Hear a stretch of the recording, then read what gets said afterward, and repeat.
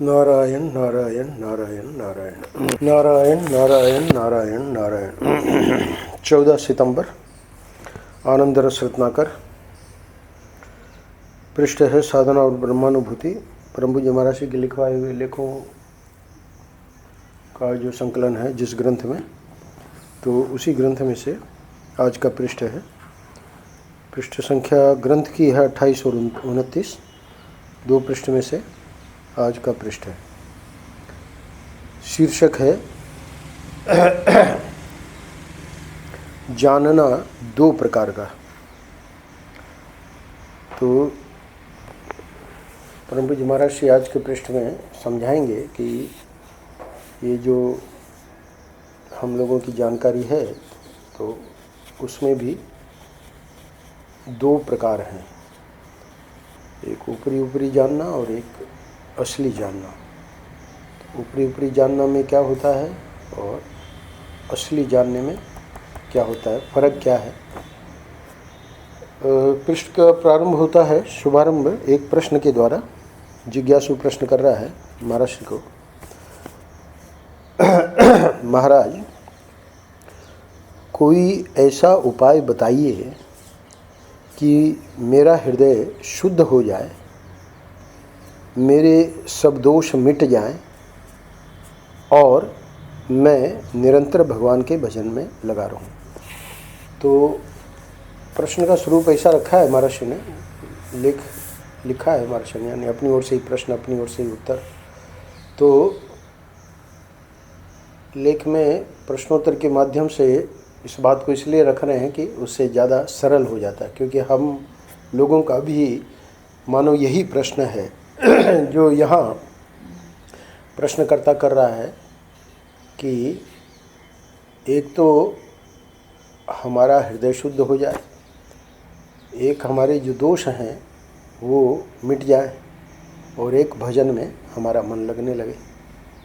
तो अब परम पूज्य महाराज जी समझा रहे हैं कि बातें तुम तीन कह रहे हो पर है एक ही बात।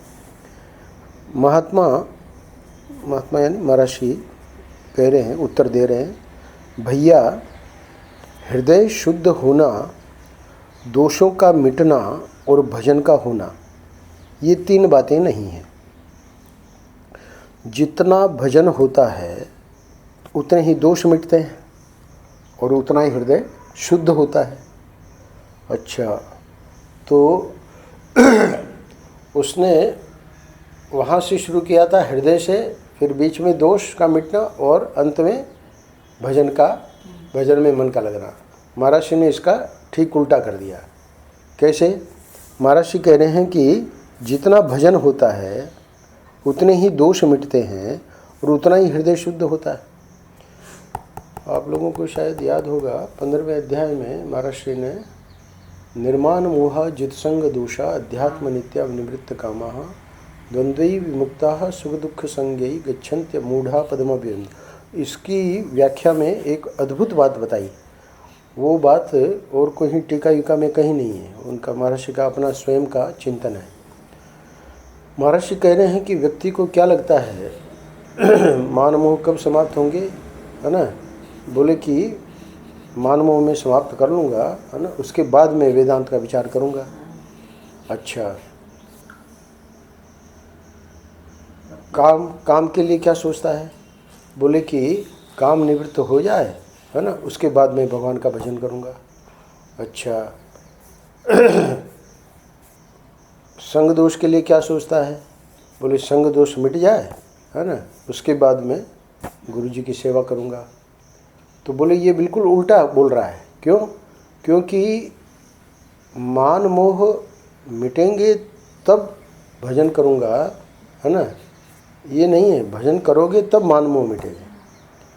अच्छा, काम मिट जाएगा तब मैं, है ना, ठाकुर जी को प्रेम करूँगा, तो ये नहीं। ठाकुर जी को प्रेम करोगे तब जाके काम मिटेगा। अच्छा, गुरु को मैं, है ना, तब गुरु की सेवा करूँगा जब ये संग दोष मिट जाए।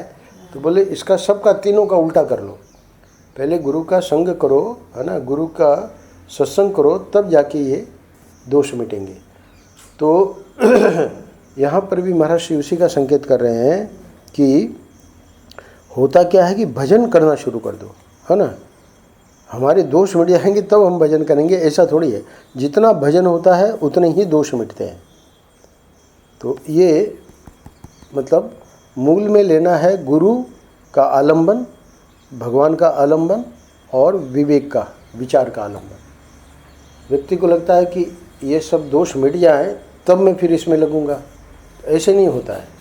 पहले जो आलंबन है गुरु का, भगवान का, अपना जो विचार का, उसको पहले रखो और जैसे जैसे वो बढ़ाओगे, जितना भजन होता है उतने ही दोष मिटते हैं। और फिर जैसे जैसे दोष मिटेंगे उतना ही हृदय शुद्ध होता है। तो इसलिए महाराज ने कहा कि ये 3 बातें नहीं है, बात एक ही है, पर यहाँ आलंबन तो हवा तो यानी दिखा रहा है कि भाई आपको पंखे की जरूरत नहीं है, है ना। ठाकुर जी दिखा रहे हैं, उसको उल्टा कर दो। आप सामने आ जाओ। नहीं, ऐसी ही नहीं बात है।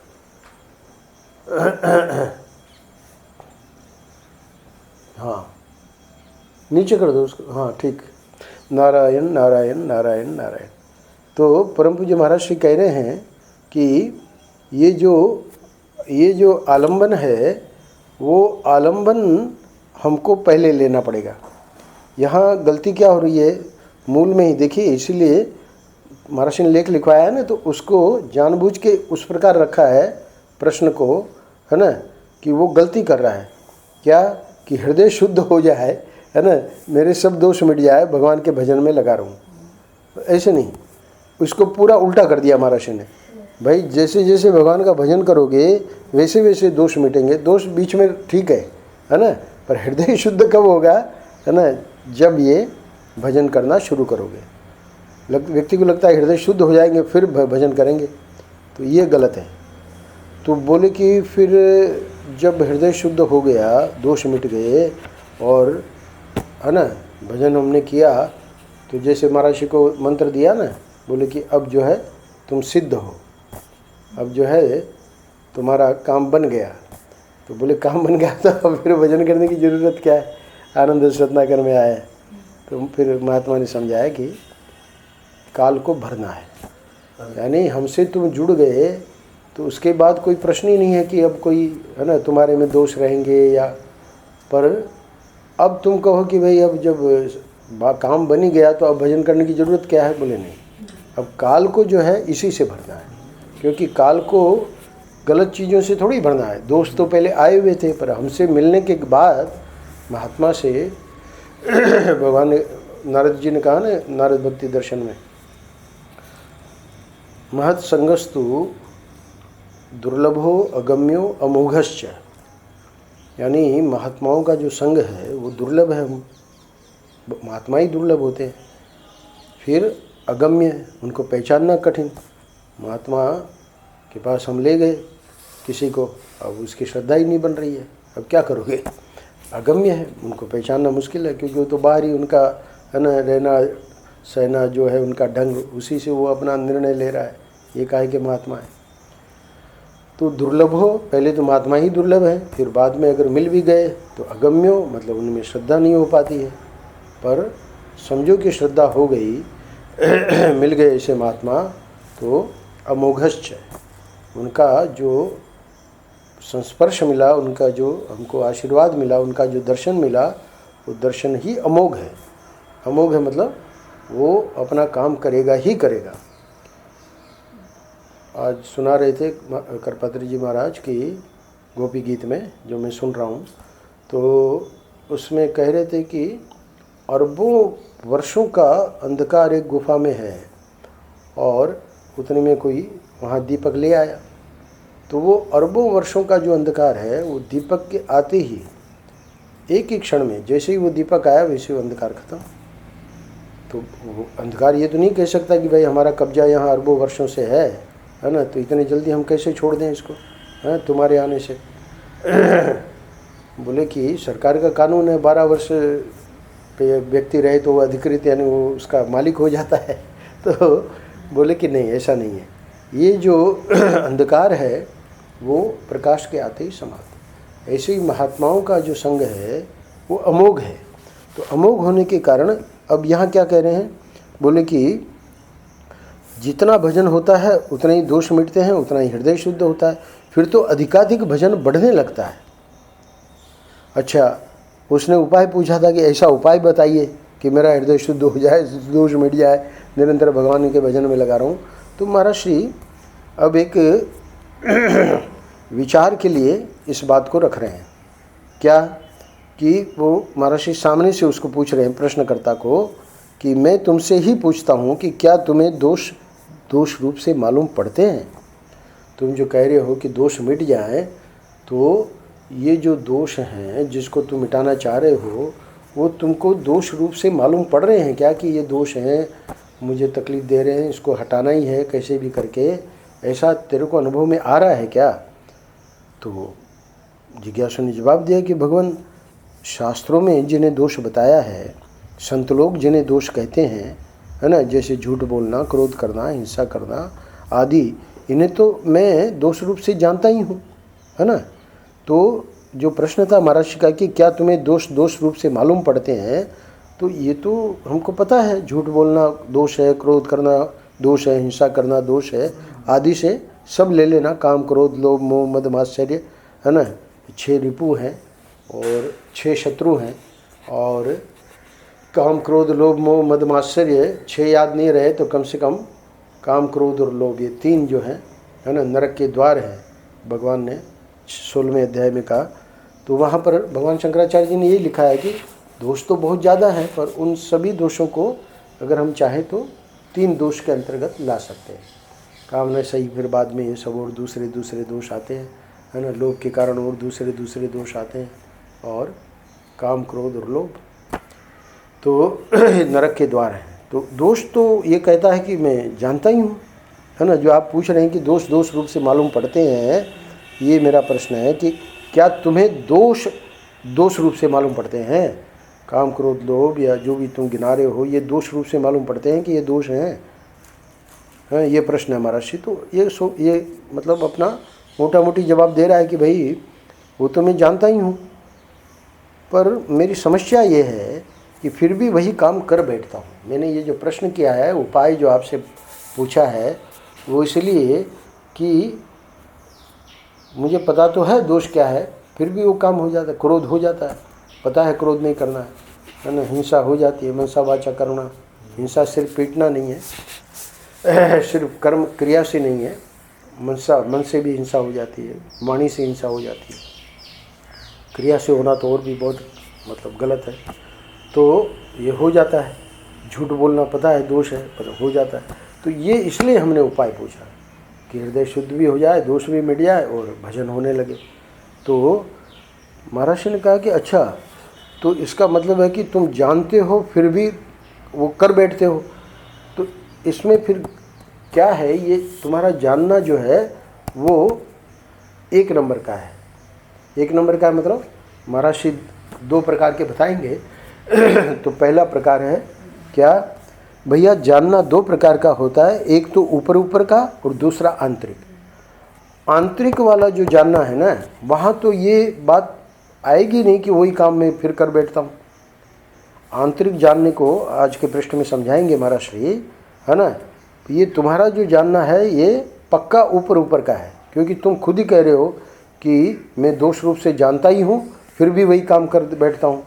तो इसका मतलब है कि ये तुमने सचमुच में नहीं जाना है, आंतरिक रूप से नहीं जाना है, ये ऊपर से जाना है। बोलिए ऊपर का और आंतरिक हमको अभी समझ में नहीं आया, इसको आप समझा दीजिए कृपा करके। तो महाराज जी समझा रहे हैं कि हम दूसरों से सुनकर देखा देखी जो कुछ जानते हैं वह केवल ऊपर का ज्ञान है।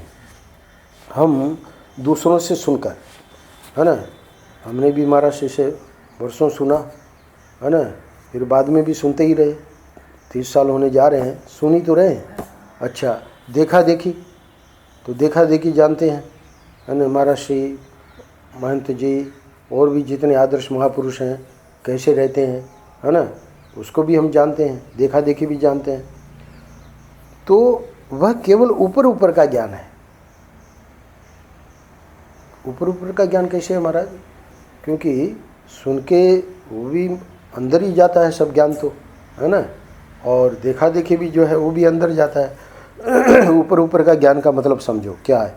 देखो ना, सभी जानते हैं कि झूठ बोलना पाप है, झूठ बोलने से हानि है, ऐसी बातें कहते हैं, सुनते हैं, है ना, परंतु हृदय से झूठ पर आस्था रखते हैं।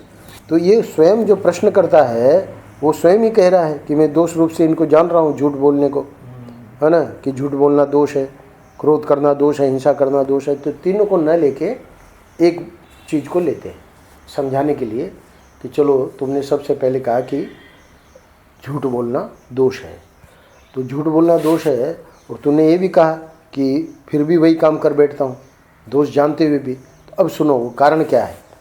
ये जो है ये ऊपरी ऊपरी जानना है। क्यों? क्योंकि तुमने सुना है ना, या देखा देखी कि भाई देखो वो जो है झूठ नहीं बोलते, हम भी आज से झूठ नहीं बोलेंगे। तो देखा देखी करने से भी नहीं बनेगा काम, है ना, और ऊपरी ऊपरी चल रहा है ना, और सुन सुना के भी नहीं चलेगा। क्यों? कह रहे हैं कि झूठ बोलना पाप है, झूठ बोलने से हानि है, ऐसी बातें कहते सुनते हैं। पाप है ठीक है, सबको पता है, हानि है वो भी सबको पता है, पर देखिए आस्था किस पे है? हृदय से झूठ पर आस्था रखते हैं, है ना। तो वही चीज़ जो पाप है और जिससे हानि है, हृदय से उसके ऊपर आस्था रखते हैं। कैसे?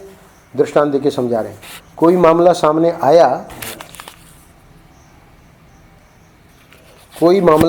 आया तो ऐसा विश्वास कर लेते हैं कि झूठ बोलने से हमारा लाभ होगा और सच बोलने से हानि। अब यहाँ उसको विस्तार में नहीं जा रहे महाराज श्री, पर स्पष्ट रूप से सामने वाले ने बताया कि भाई ये जो है कोर्ट में आपको मतलब वो देना है गवाही, और इसमें थोड़ा सा आप हमारे लिए झूठ बोल दीजिए और इससे फिर हम बच जाएंगे।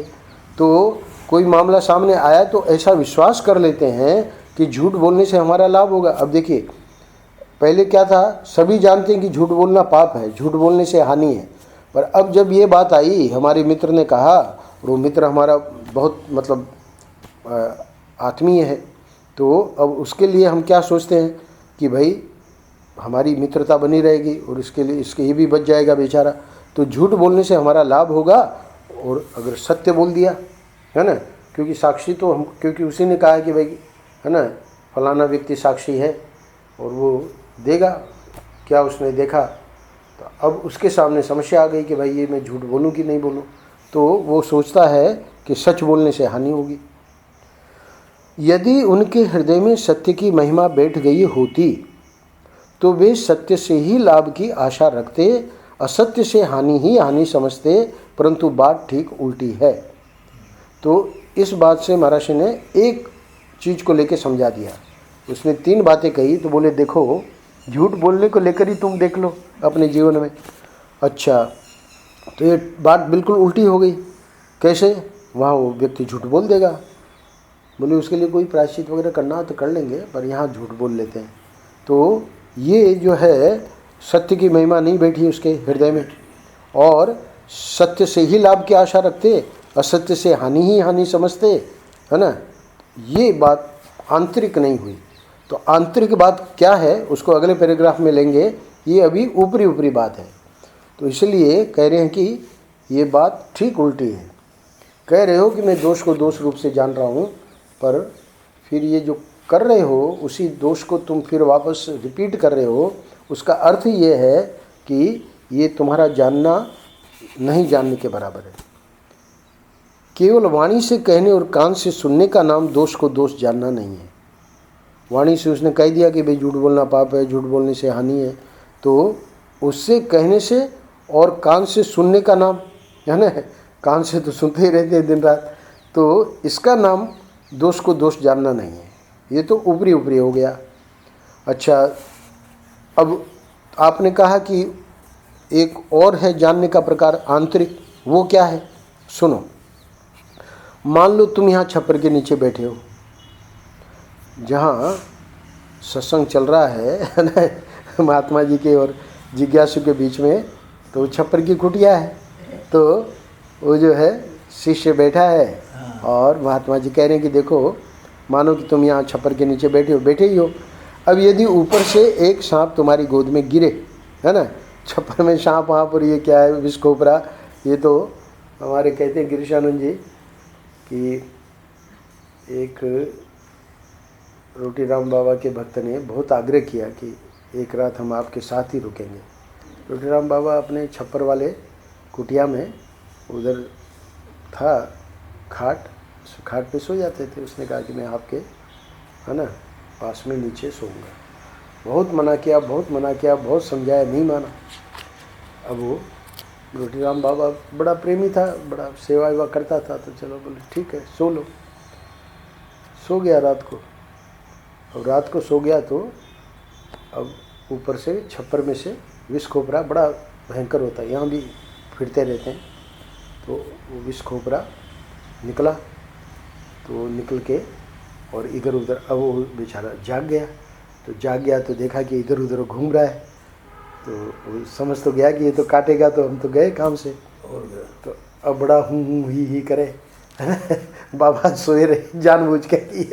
ये बड़ा जिद कर रहा था कि मैं यही सोऊंगा, है ना, तो इसको थोड़ा आनंद लेने दो। तो अब इधर भागे उधर भागे, वो विश्व को बड़ा उसके पीछे भागे। तो कह रहे हैं कि छप्पर से मानो कि कुछ गिर जाए सांप तुम्हारी गोद में, तो तुम किसी से पूछे, मतलब पूछने का मतलब समझे कि वहाँ और भी लोग बैठे हैं, तो उनको पूछोगे थोड़ी कि भाई हम क्या करें, या उसके ऊपर जब सांप गिर गया तो सोच विचार थोड़ी करोगे कि भाई अब हम जो है इसको फेंके कि इसको रहने दे, है ना, हो सकता है कि यहाँ का पाला हुआ सांप है।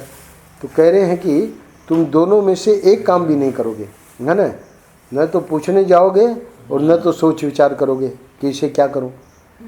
एक क्षण का विलंब किए बिना उसे अपनी गोद से झटक कर फेंक दोगे। झटक कर होना चाहिए श्याम जी, गोद से झटकर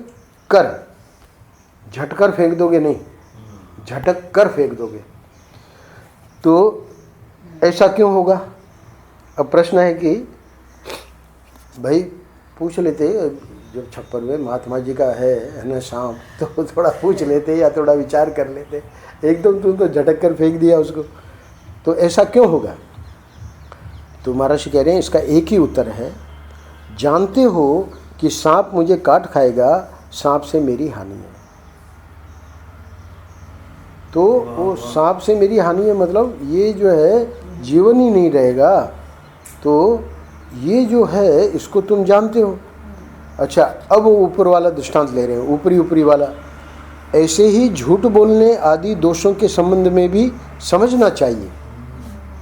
यदि ये ज्ञान हो जाए, ये धारणा दृढ़ हो जाए कि ये दोष हैं, इनसे मेरे स्वार्थ की हानि है, इनके फलस्वरूप मुझे नरक में जाना पड़ेगा, परमात्मा अप्रसन्न होंगे, है ना, तो जानबूझकर एक क्षण के लिए भी दोषों को नहीं अपनाओगे।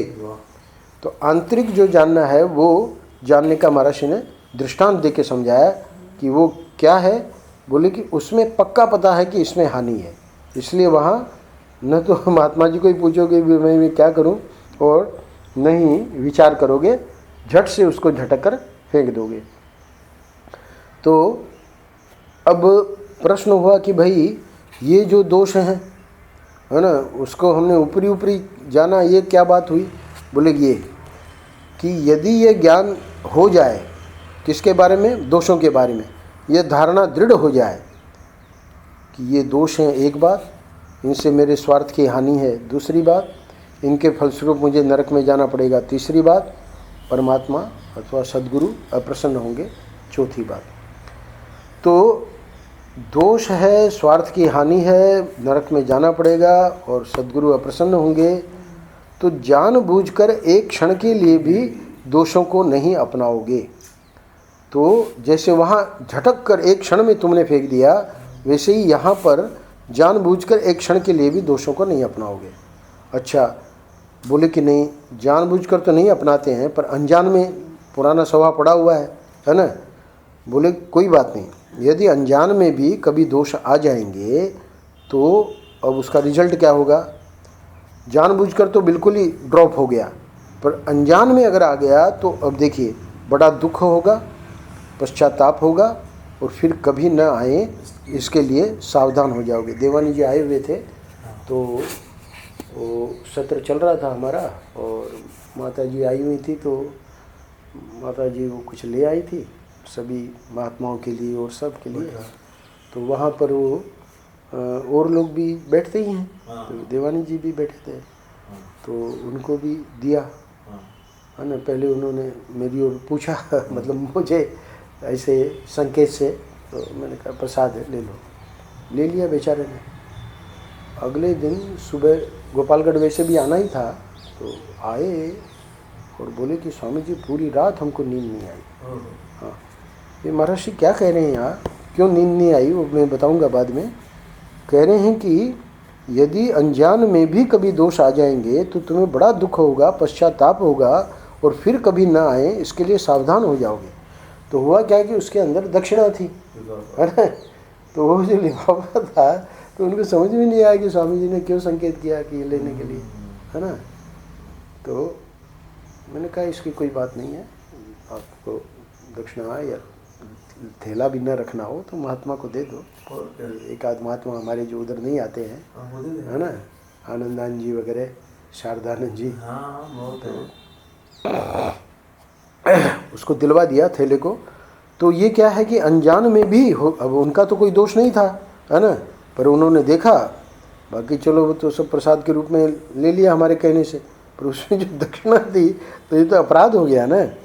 तो अनजान में भी कभी दोष आ जाएंगे तो तुम्हें बड़ा दुख होगा, पश्चाताप होगा।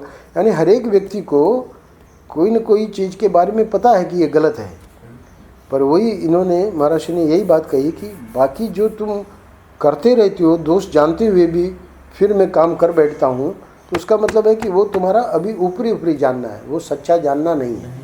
कि सच्चा जानने का स्वरूप यही है कि वो तो जानबूझकर तो हो ही नहीं सकता, एक क्षण के लिए भी दोषों को नहीं अपनाओगे, और अनजान में हो गया तो उसका दुख होगा, पश्चाताप होगा, फिर कभी ना आए, इसके लिए सावधान हो जाओगे। अब उसको जो उसने प्रश्न किया था उसका उत्तर मिल गया।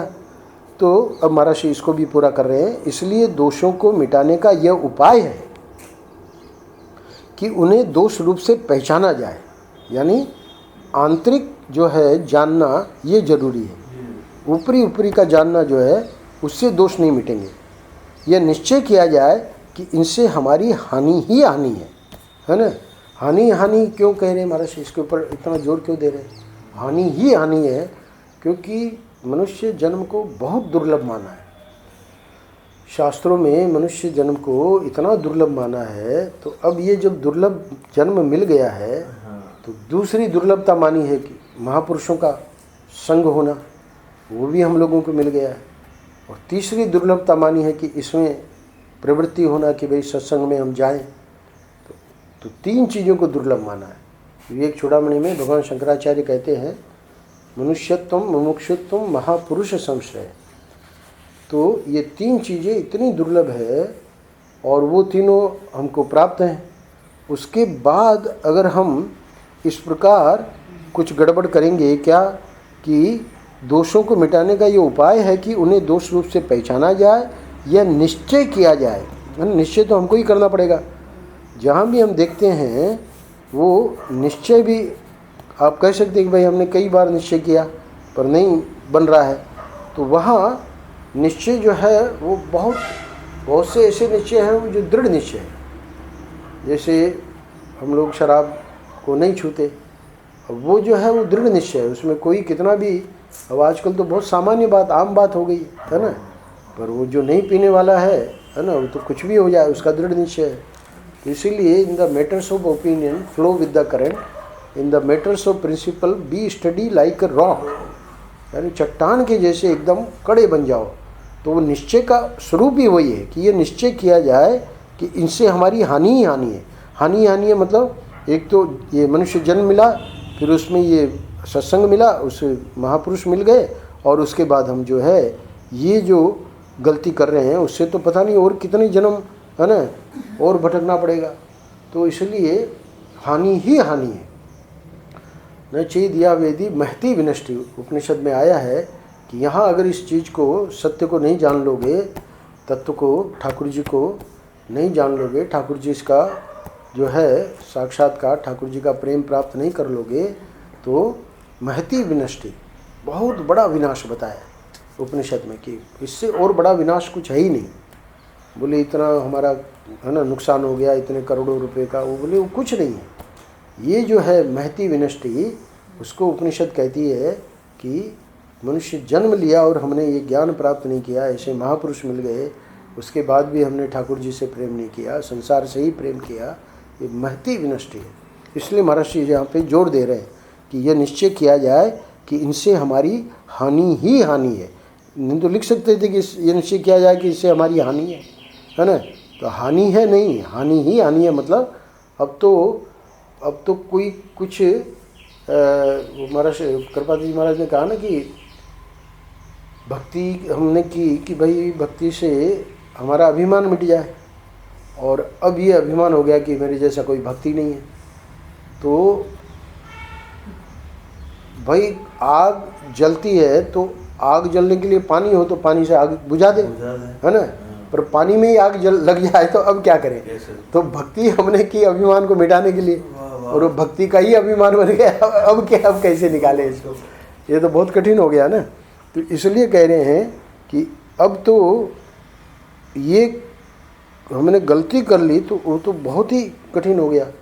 महापुरुष मिल गए, उसके बाद भी हम नहीं सावधान हुए, तो ये तो इसलिए निश्चय किया जाए। इसलिए महाराज जी कह रहे हैं उपाय क्या है, तो इसका दोषों को मिटाने का ये उपाय है कि उन्हें दोष रूप से पहचाना जाए और ये निश्चय किया जाए। तो रिजॉल्व कहते हैं अंग्रेजी में कि रिजॉल्व होना चाहिए हमारा। तो रिजॉल्व क्या है कि भाई देखो, है ना, हम आपके प्रति पूरा हमारी सहानुभूति है, सब प्रेम है हमारा, है ना। वो एकादशी पे आए, बोले कि कोई बात नहीं, कल कर लेना एकादशी, आप तो महात्मा है ना।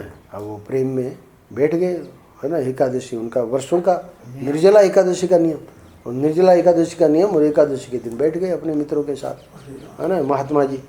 तो ये जो है ये मूर्खता है, ये कोई प्रेम, भाई प्रेम में नेम क्या है, ऐसे सब प्रकार के निकाल रखे हैं लोगों ने। हाँ, तो ये सब नहीं चलेगा। निश्चय जो है वो तो ऐसा दृढ़ होता है ना, कि भाई ठाकुर जी भी एक बार तो हैरान हो जाते हैं कि भाई इसका निश्चय है, इसके सामने अब हम क्या करें। तो वास्तव में हम दोषों को दोष न जानकर, उन्हें न पहचान कर इनमें आसक्त हो गए हैं। हमारी जो गलती है वो भी दिखा रहे हैं। क्या, एक तो दोषों को दोष न बोलने को तो बोल दिया उसने, ये दोष हैं, है ना, पर उन्होंने जब तक आंतरिक रूप से नहीं जाना तब तक वो जानना नहीं जानना एक ही है। तो वास्तव में हम दोषों को दोष न जानकर, मतलब ये वास्तव शब्द लगा दिया ना महर्षि ने, तो वास्तव में दोषों को दोष न जानकर, उन्हें न पहचान कर और इनमें आसक्त हो गए हैं। चलो तब तक ठीक था कि दोष को दोष नहीं जाना, है ना, पर उसमें दोष में आसक्ति हो गई है कि भाई ये किए बिना तो आजकल का व्यवहार चल ही नहीं सकता, असंभव है। तो ये आसक्ति हो गई है, इसको कहेंगे आसक्ति। तो इनमें आसक्त हो गए हैं और बाहर नहीं तो भीतर ही भीतर उन्हें अपनाए हुए हैं, है ना। तो बाहरी रूप से तो भाई सब ठीक है ना, माला वाला चल रही है, हाथ में हमेशा माला झोली है, पर भीतर ही भीतर जो है वो दोष जो है अपनाए हुए हैं। तो इसलिए उन्हें पहचानो और छोड़ो। इसलिए जो आजकल का क्या कहते हैं, जो यंगर जनरेशन है, उनकी श्रद्धा बनती नहीं है। मतलब और लोगों की बात छोड़ो, अपने परिवार में भी बड़े बूढ़ों को देखते हैं, है ना, बातें सत्संग की करते हैं, छोटी छोटी बातों पे, है ना, नाराज़ हो जाते हैं, क्रोधित हो जाते हैं। तो फिर सोचते हैं कि भाई ये काहे का भजन करते हैं, क्या इसका फ़ायदा क्या है। तो उनके मन में ये प्रश्न उठते हैं।